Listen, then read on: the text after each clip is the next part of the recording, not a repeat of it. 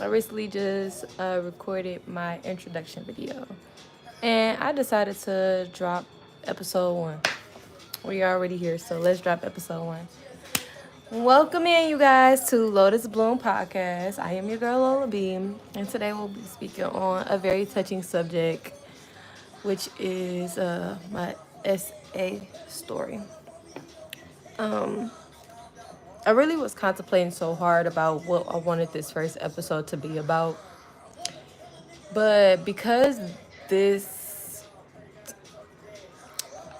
topic is actually like very relevant right now in the media, or just relevant right now, and it's a lot of people, going through this, experiencing this right now, I felt like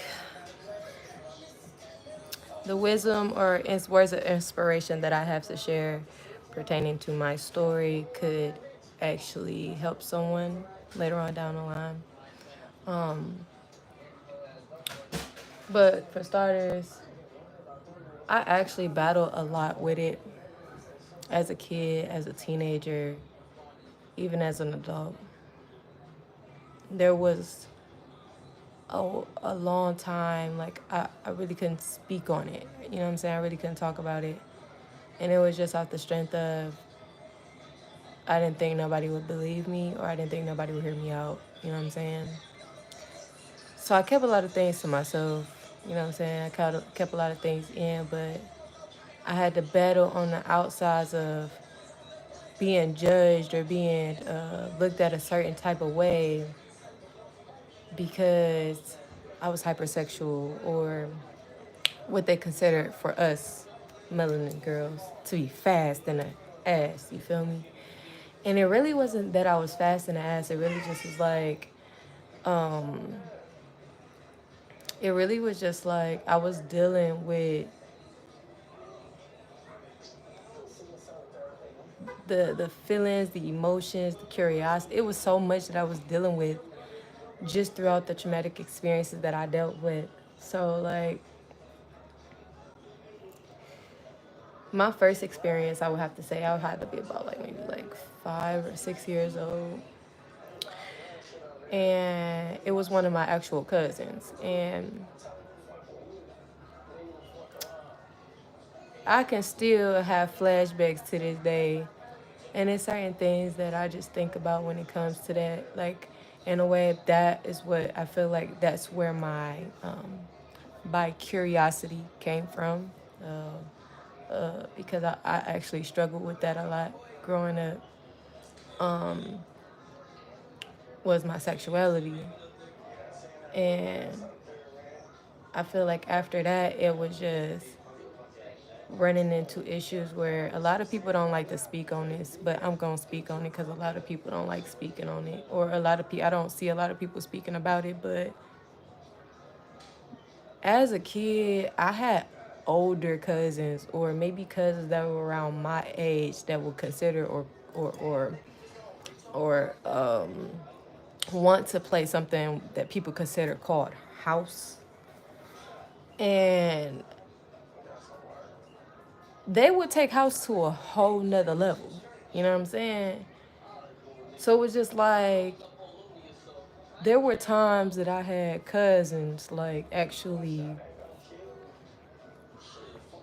on me, and I never spoke about it. I never said nothing about it. You feel me? And this was after, and around this time, shoot, I'm probably about what, maybe like 7, 8, 9, maybe almost prior towards my like middle school years. You feel me? So like I had even came across other cousins that weren't my cousins that actually were my cousins when they want a so-called playhouse. You feel me?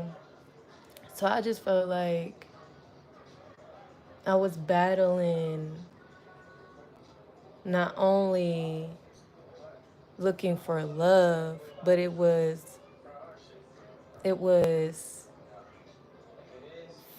trying to figure out like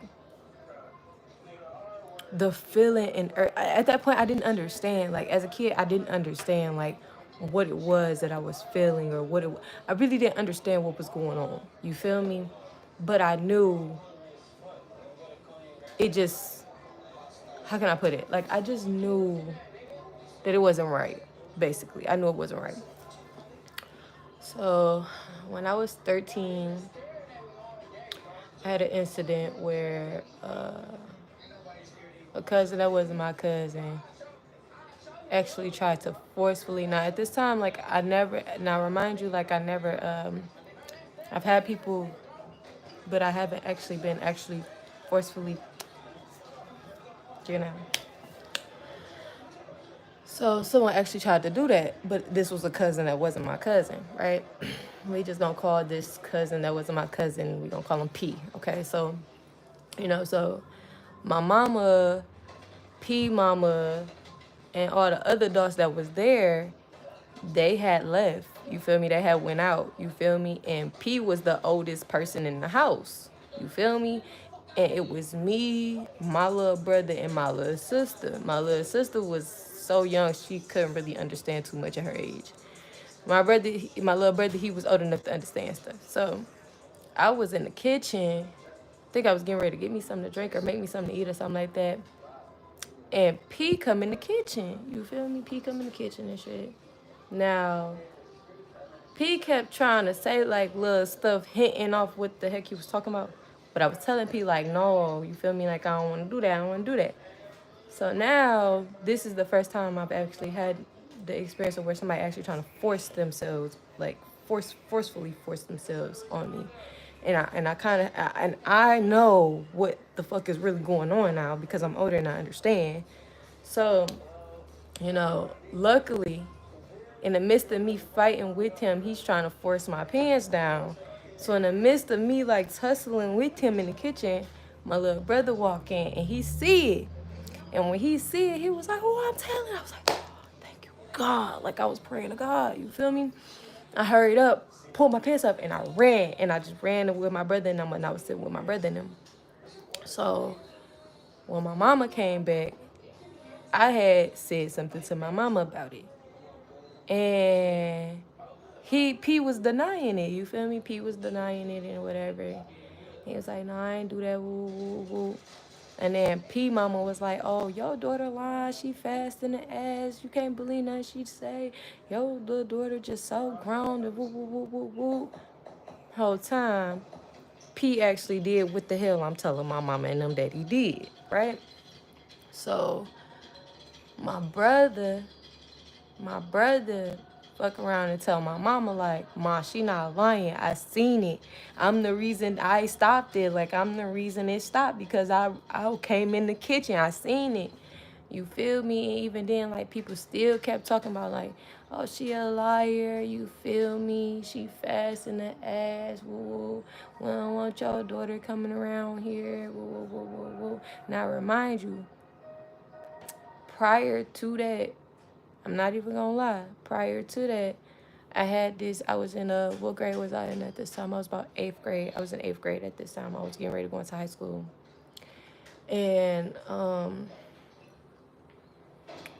I was dating this boy named Kate. We just gonna say Kate. I'm not putting no names on these people because they ain't getting clout, okay? I'm not putting no names. So we just gonna use letters, okay?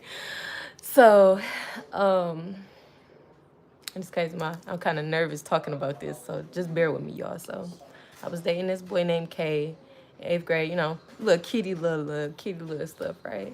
So, one day, Kay tell me, like, you feel me, he's staying home. So, he asked me to come over, right? So, I skipped school and I went over there. But I didn't know that Kay was on probation. So, we ended up getting caught for skipping because his probation officer came to the school, was looking for me, and then they was looking for me because they knew me and Kay was talking, and I ain't come to school either, so they put 2 and 2 together and figured out that me and Kay was skipping school. But me and Kay didn't do nothing. We literally was just chilling the whole day, watching TV, vibing out. We didn't do anything, right? So because I skipped school, this was prior to this experience, essay experience for me taking place. A lot of people was looking at me like, oh, she's fasting as she just was caught skipping school and da-da-da-da, but that had nothing to fucking do with that shit at all, period, right? So, keep moving on. So I literally had to walk around with people accusing me of being a liar, um, knowing that something like that. Now remember, now nobody knew that I already had been molested at the age of 4 and 5, and I had cousins and cousins that weren't my cousins touching and fondling on me as a little kid before I even got to the age of 13. Okay? Remind you, this is before I even got to the age of 13. Nobody knew this because I didn't speak on it. I didn't, and it's a lot more that plays into why I never really spoke about a lot of things. But y'all will figure that out the more this podcast goes on. Y'all will eventually figure that out. And so we kept moving forward, you feel me? And I really battled with that a lot moving forward because it was just like, you feel me, knowing that nobody believed me. And I already was dealing with trauma already. And just choosing to speak up on that one time, that even nothing didn't change, right? So, okay. Keep moving forward. I probably say like a few months after that, you feel me? We was, I say, was it a few months after that? No, it wasn't a few months after that.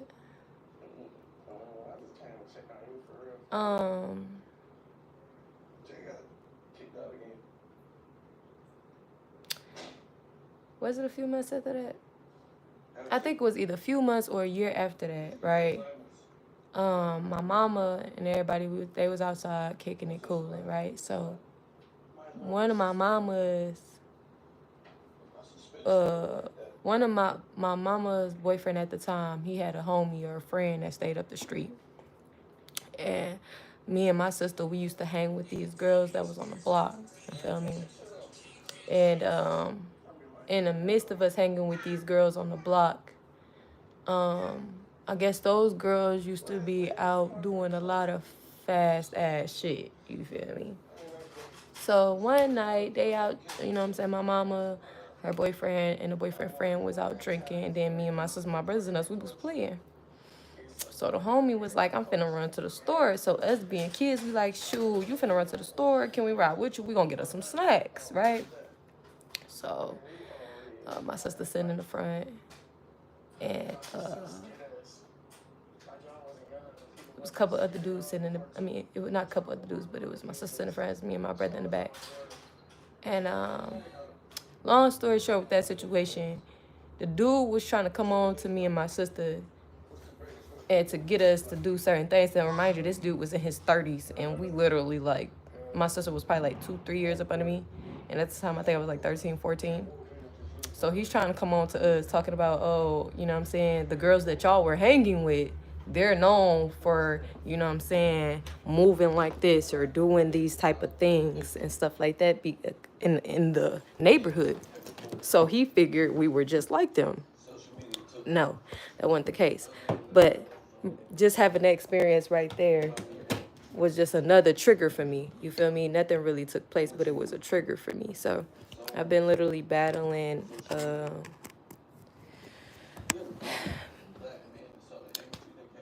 being attracted to both women and men. I have been battling not being able to physically be emotional or like take affection from men that I tried to date. I've kind of dealt with that. Or just being like open on a whole nother level when it comes to being intimate due to battling from my experiences of sexual assault. And then I'd probably say the most recent experience that I've had, and it really wasn't even abuse, but in a way it like triggered my inner child, especially because the person who did it was somewhat of a father figure for my life. So it was just like when I was like 21, 22, somebody I considered to be a father figure in my life tried to come on to me in a sexual manner. Okay, the way he was communicating with me was just very disgusting. And I tried to talk about that with people too. And I tried to tell them about the situation, and they didn't want to hear what I had to say. They didn't want to believe what I had to say, which brought up a lot of red flags. But it brought up so many questions within myself, because it was like, how could somebody that's been around me literally since I was in diapers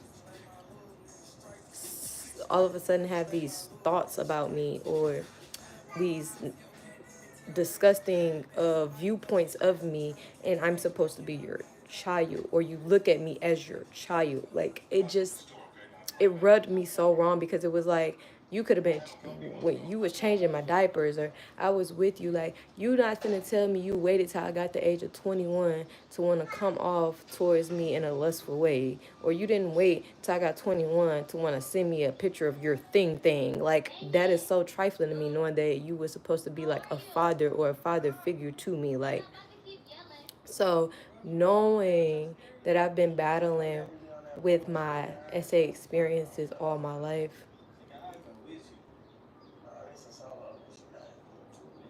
it really put me in a depression state as a kid, and even as a teenager as well, because it was like, I felt like not only was I not being heard, I felt like I wasn't loved, I wasn't cared about. I felt like people wasn't protecting me. I felt like people were just literally allowing people to come in and take advantage of me, and they wasn't standing up for me. They wasn't protecting me. They didn't look out for me. It was just like, if anything, everybody wanted to see, point out the wrongs in me, or point out my flaws or the wrongdoings, instead of actually understanding or sitting me down as a kid and trying to, okay, well, let's figure out, let's talk to her, let's figure out, maybe there's something going on that we have no knowledge of, or shit like that. You feel me? And I feel like I had to literally pull myself out of a dark space. There used to be times I used to want to commit suicide, or I attempted to, but I felt like God was bringing me off of that ledge, or forcing me to put that knife down, because there was a bigger purpose for my life. You feel me? So it's just like,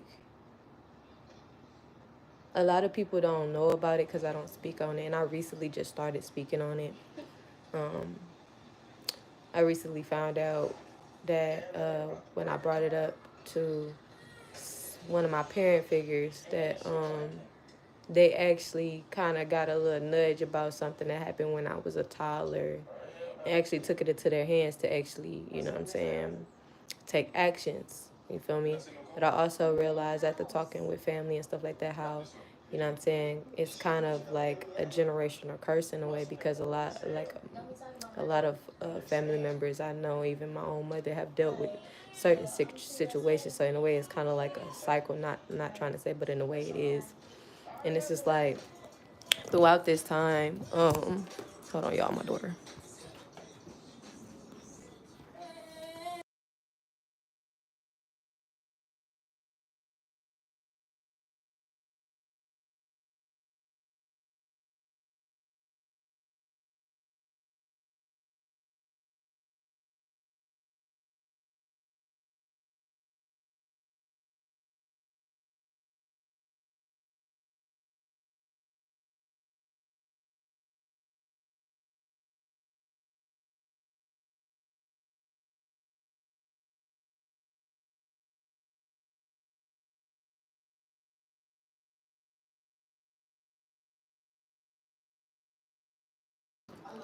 My bad, y'all, but I'm back. Sorry for interrupting the podcast like that. But yeah, I haven't really been choosing not to speak on it, because for a while it was just like, I felt like nobody would believe me, nobody would understand. And then it took for P. Let me tell y'all why people eventually started believing me about P. Because P eventually tried to actually rape my mom. So when P actually tried to rape my mom ended up really believing me about when P tried to rape me, and my brother saved me from P raping me. And that was even more fucked up because it was just like, it took for you to be put in that situation for you to believe me. So all my life, I really just been battling with this issue and trying to figure out. For a while, I was trying to figure out why me. You know what I'm saying? Like, what made y'all do it to me? Like, why me? You feel me? But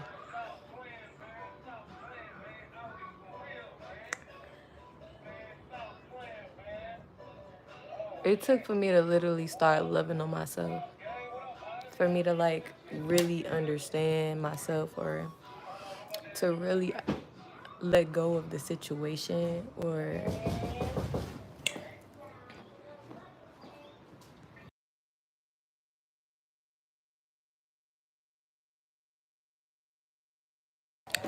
yeah, to let go of the situation and shit like that. But I feel like, honestly, my bad, y'all. We back. Because I'm moving all around. Don't nobody care. But,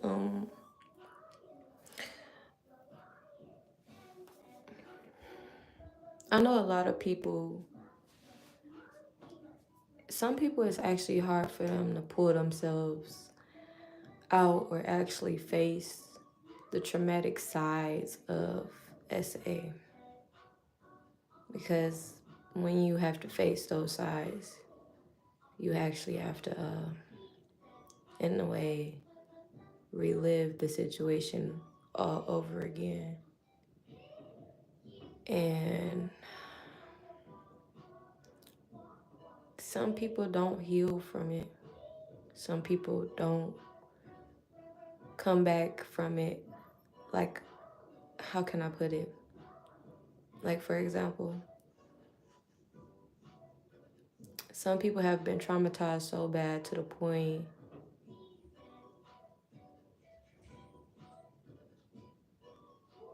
like it has affected not only their mental, their physical, emotional, but just even their stability in their lives. And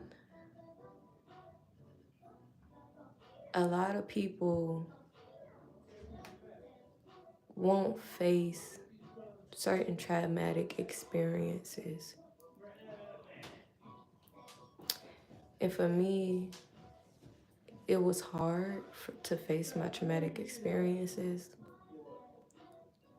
But I knew that once I got a better perspective or understanding for me, once I forgave these people for me, it could put me in a better space mentally and emotionally. So I just feel like